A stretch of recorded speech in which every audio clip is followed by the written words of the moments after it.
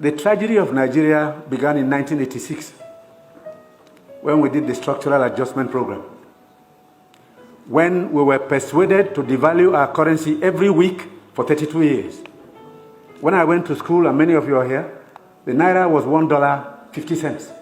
The naira was almost £1 sterling. They came here, persuaded some brilliant men from Harvard and the World Bank that weekly devaluation was wonderful. 32 years of devaluing your currency until we hit 527. And they were still telling us that the naira was still overvalued. That brought poverty, misery upon us. Then interest rates went to 30%. So nobody could build a factory, start a farm, produce anything, or create jobs. Because every time you bring in a shipload of rice, you also bring in a shipload of unemployment.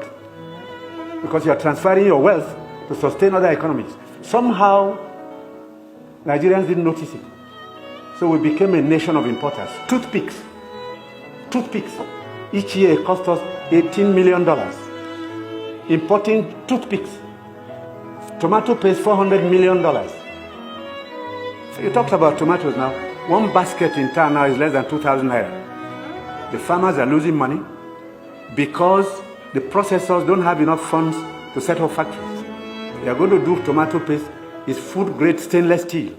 You can't just use anything because you'll be putting poison in people's stomachs. 2 factories have started off. I believe by the middle of next year, we can comfortably tell importers of tomato paste to stop. But when you do, you make enemies. Even the rice we're trying to reduce. We have enemies, heavy enemies. People who can kill if they have a chance. Because you're spoiling their business. And let nobody take it lightly. These guys have seized this country's economy. They've taken us hostage. And they have no intention of giving up.